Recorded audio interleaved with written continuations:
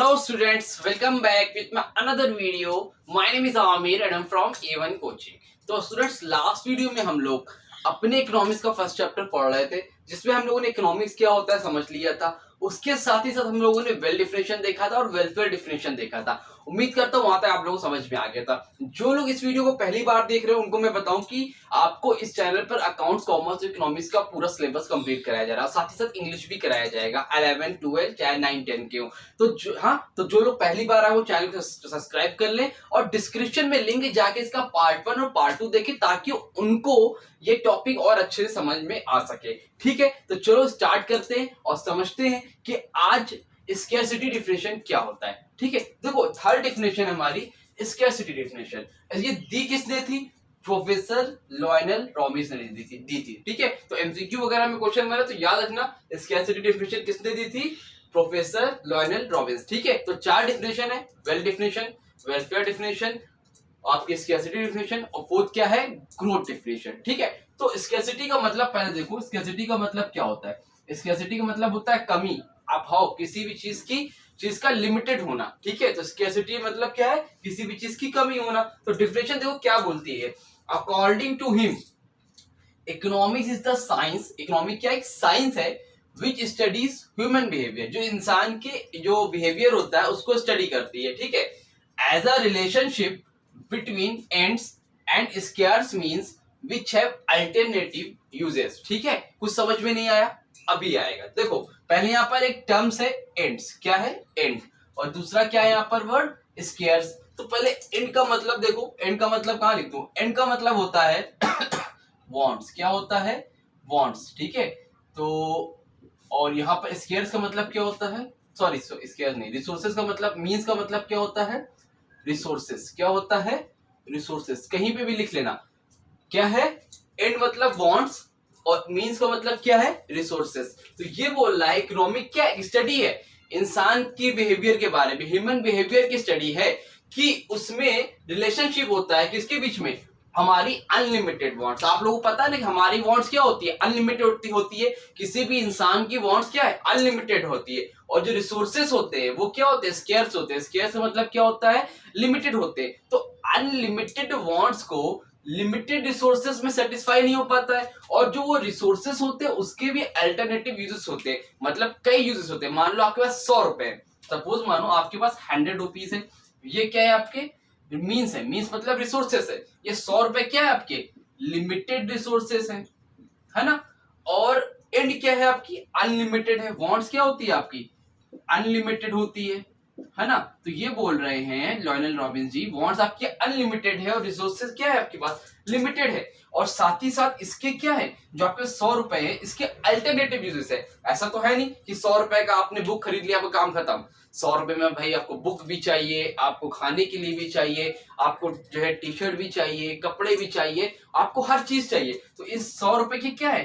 Alternative uses है। Uses भी बहुत ढेर सारे हैं और वांट्स क्या है? आपकी अनलिमिटेड है। समझ में आई बात? तो इसी सब का रिलेशनशिप पढ़ते हैं, इंसान का बिहेवियर इसमें कैसे होता है, इसी चीज की हम स्टडी करते हैं। ठीक है, तो आगे देखते हैं और अच्छे से समझते हैं। यहां तक समझ में आया? उम्मीद करता हूं समझ में आ गया होगा। ठीक है, देखो बोल रहा according to this definition economy studies those activities. Economy किसकी स्टडी करती है? उन सारी एक्टिविटीज स्टडी करती है ऑफ ह्यूमन बीइंग, किसकी? इंसान की, which they perform with scarce means.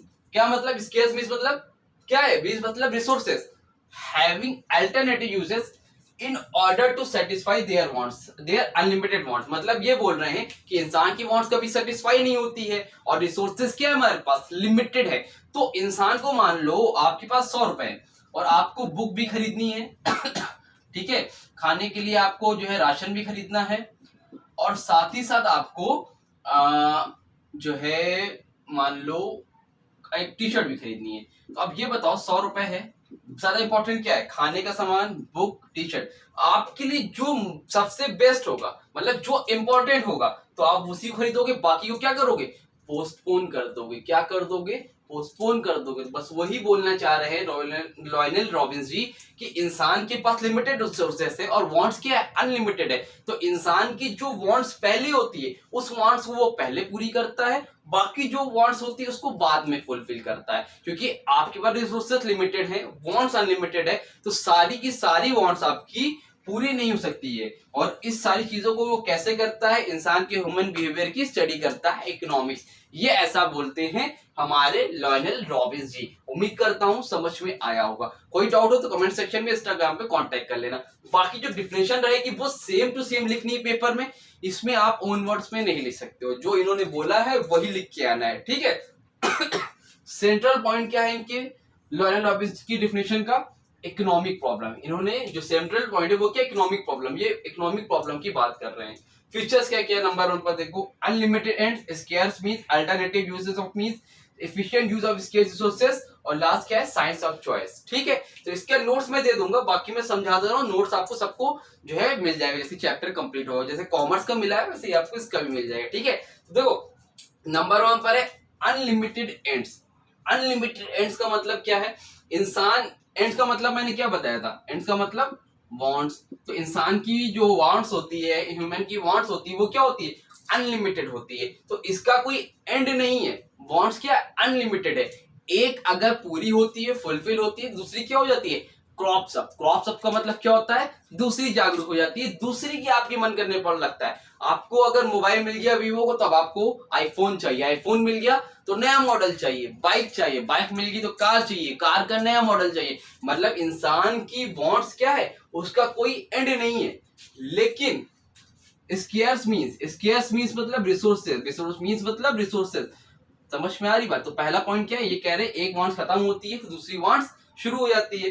दूसरा क्या है, स्केर्स मींस मतलब रिसोर्सेज क्या है, स्केर्स है। स्केर्स मतलब लिमिटेड है। तो वांट्स अनलिमिटेड है, लेकिन लोगों के पास रिसोर्सेज क्या है, लिमिटेड है। तो इंसान को जब अपनी वांट्स को सेटिस्फाई करना होता है, भाई मुझे मार्कर चाहिए, मुझे डस्टर चाहिए, अब मेरे पास 20 रुपए हैं, या तो मैं ये खरीदूंगा या तो मैं ये खरीदूंगा। तो मेरे पास रिसोर्स क्या है, लिमिटेड है। तो मुझे जिस चीज की ज्यादा जरूरत होगी मैं उस चीज को खरीद लूंगा। तो इंसान का बिहेवियर हुआ ना, तो इसी की स्टडी करते हैं। इनका कहना है लॉयनल रॉबिन्स जी का। समझ में आई बात। तो स्केर्स में रिसोर्सेस है, तो जो चीज की मुझे पहले जरूरत है वो मैं पहले खरीदूंगा, बाकी को पोस्टपोन कर दूंगा। Number 3, alternative uses of means. Alternative uses of means मतलब मीन्स का मतलब वही रिसोर्सेस, उसके क्या होते हैं, अल्टरनेटिव यूजेस होते हैं। इनके थर्ड फीचर है अल्टरनेटिव यूज ऑफ मीन्स, मतलब इसके कई यूज होते हैं। जो रिसोर्सेस क्या है, लिमिटेड है, लेकिन उसके अल्टरनेटिव यूज है। जैसे मान लो कोल हो गया, कोल का मतलब क्या होता है, कोयला। अब कोयला कहाँ कहाँ यूज होता है, फैक्ट्री में भी होता है, रेलवे में भी होता है, ट्रेन वगैरह में भी होता है, इलेक्ट्रिसिटी जनरेट करने में भी होता है। मतलब किसी भी चीज के कई चीजें होती है, मतलब क्या होते हैं, कई यूजेस होते हैं। तो alternative means, alternative uses of means.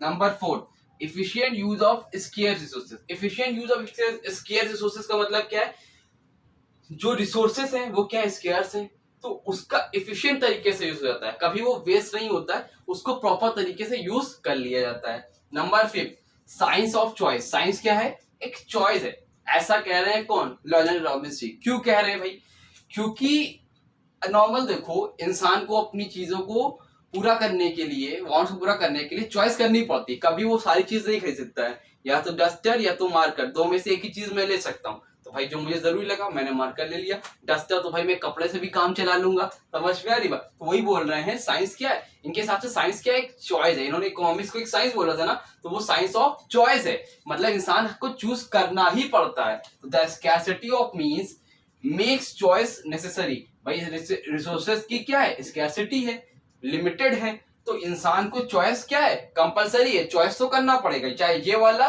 चाहे वो वाला, चाहे, ठीक है, समझ में आई बात। तो that is why economics is described as a science of choice. इसलिए इकोनॉमिक्स को हम लोग साइंस ऑफ चॉइस भी बोलते हैं। समझ में आया, उम्मीद करता हूं यहाँ पे समझ में आया होगा। स्क्रीनशॉट लो, फिर आगे आके देखते हैं ग्रोथ डेफिनेशन क्या होती है। ठीक है, चलो जल्दी स्क्रीनशॉट लो, मैं 2 सेकंड में वापस आया।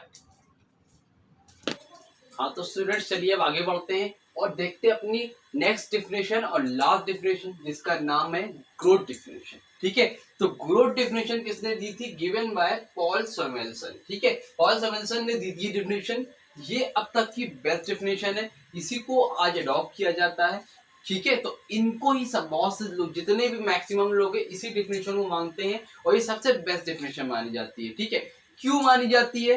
क्योंकि इन्होंने अभी तक सबने बताया, किसी ने कहा वेल्थ है, वेलफेयर है, किसी ने बोला प्रॉब्लम, बट इन्होंने साथ ही साथ ये भी बताया, उसका सॉल्यूशन भी बताया कि इकोनॉमिक एक स्टडी है जो कि हमें, जो भी हमारे पास लिमिटेड रिसोर्सेज है, जो भी हमारी प्रॉब्लम्स है, उसको कैसे सॉल्व करना है और हमारे स्टैंडर्ड ऑफ लिविंग को कैसे अच्छा करना है। मतलब हम उस लिमिटेड रिसोर्सेज में कैसे अपनी ज्यादा से ज्यादा वांट को सेटिस्फाई कर सकते हैं और अपने स्टैंडर्ड ऑफ लिविंग को अच्छा कर सकते हैं, ये बताया है हमारे पॉल सैमुएल्सन जी ने। ठीक है, तो इनकी जो डेफिनेशन है वो अब तक की सबसे बेस्ट डेफिनेशन है। ये बता रहे हैं कि रिसोर्सेज अगर लिमिटेड है या फिर नहीं है तो कैसे हम अपनी वांट्स को सेटिस्फाई कर सकते हैं, ऐसा क्या कर सकते हैं कि हमारी वांट सेटिस्फाई हो जाए। ठीक है, तो इनके हिसाब से डेफिनेशन लिखी, इसको आप लोग याद कर लेना, बहुत लंबी सी डेफिनेशन है, इसको लिख लेना और याद करना पड़ेगा, आप लोगों को लर्न करना पड़ेगा, सेम टू सेम लिखना पड़ेगा अगर पेपर में आता है तो। According to professor Samuelson, economics study, और इकोनॉमिक क्या एक स्टडी है, how man and society choose with और without the use of money. मतलब किस तरह से सोसाइटी, पैसा हो या नहीं हो, किस तरह से अपनी वांट्स को सेटिस्फाई करेगी, समझ रहे हो? तो to employ scarce practice resources which could have alternative uses. ठीक है, जो भी रिसोर्सेज होते हैं उसके क्या होते हैं, अल्टरनेटिव यूजेस होते हैं ना, बता चुका हूं मैं कई बार। To produce various commodities over time and distribute them for consumption now in the future among various people and group of society. मतलब जो भी आप प्रोडक्शन करो, है ना, तो जो चीजें बन रही है तो वो हमारे पास क्या है, रिसोर्सेज क्या है, लिमिटेड है, तो उसको अनलिमिटेड जो हमारी वांट्स है कैसे सेटिस्फाई होगी अपने। ठीक है, तो ये सारी चीजें इन्होंने इस डेफिनेशन में बताई है। फीचर्स देखते हैं, सारी चीजें अच्छे से क्लियर हो जाएगी। ठीक है, इनका सेंट्रल पॉइंट याद रखना, इनका सेंट्रल पॉइंट जो है वो है ग्रोथ। क्या है सेंट्रल पॉइंट इनका? ग्रोथ है। सबका मैंने लिखवाया तो इसका भी लिख लो, सेंट्रल पॉइंट क्या है इनका? ग्रोथ है। He said that economics should also suggest, इन्होंने कहा economics also suggests that how the scarce means मतलब resources should be used to more wants and the attention higher living standard। मतलब इन्होंने बताया अपने डिफिनेशन में कि अगर हमारे पास रिसोर्सेस यानी कि मीन्स क्या है, लिमिटेड है, मीन्स अगर हमारे पास लिमिटेड है तो use to satisfy more want, ज्यादा से ज्यादा वांट्स हम कैसे सेटिस्फाई कर सकते हैं, and to attain higher living standard, और अच्छा एक हायर लिविंग स्टैंडर्ड कैसे गेन कर सकते हैं। अगर मीन्स लिमिटेड हैं तो ज्यादा से ज्यादा मोर वांट्स कैसे सेटिस्फाई कर रहे हैं, ये बताने की कोशिश कर रहे हैं पॉल सैमुएल्सन। समझ में आई बात? तो इकोनॉमिक्स सजेस्ट करती है कि हम अगर आपके पास पैसे कम हैं, लिमिटेड रिसोर्सेस लिमिटेड है, पैसे के अलावा और भी जितनी भी चीजें हैं वो लिमिटेड हैं, तो आप ज्यादा से ज्यादा कैसे उससे अपनी वांट को सेटिस्फाई कर सकते हो, ये बताया हमारे पॉल सैमुएल्सन जी ने। उसके बाद के फीचर्स है, features of growth definition. Number 1 पर है efficient allocation of resources, long term perspective, solution to economic problem और डायनामिज्म। ठीक है, नंबर 1 पर एफिशिएंट एलोकेशन ऑफ रिसोर्सेज। देखो जो भी रिसोर्सेज है वो हमारे पास क्या होते हैं, लिमिटेड होते हैं, तो इन्होंने बताया है उसको इफिशिएंट तरीके से कैसे एलोकेट किया जाता है कि ताकि हमारे पास जो लिमिटेड रिसोर्सेस हैं, ताकि जो रिसोर्सेस लिमिटेड हैं उसमें हमारी अनलिमिटेड वांट ज्यादा से ज्यादा क्या हो जाए, सेटिस्फाई हो जाए। Clear? Number 2 long term perspective. देखो इन्होंने कहा कि जो प्रॉब्लम है, इकोनॉमिक प्रॉब्लम जो है वो शॉर्ट टर्म के लिए नहीं है, लॉन्ग टर्म के लिए, मतलब अभी के लिए थोड़ी, वो हमेशा बढ़ती जाएगी। तो इन्होंने कहा कि अगर हमारे पास रिसोर्सेस, अगर ये रिसोर्सेस हमारे पास लिमिटेड है तो ये भी, तो इसको भी हमें टाइम के साथ क्या करना चाहिए, ग्रो करना चाहिए। मान लो अभी तुम्हारे पैसे, तुम अभी 1000 कमाते हो, आज से 10 साल बाद महंगाई बढ़ेगी, फिर तुम भी तब भी 1000 रुपए कमाओगे क्या? तो आपको तब भी 1000 रुपए कमाना है क्या? नहीं ना, आप 1000 को 10,000 करो ताकि 10 साल बाद आपको रिसोर्सेस आपके पास कम नहीं रहे। तो इनका कहना है लॉन्ग टर्म पर्सपेक्टिव,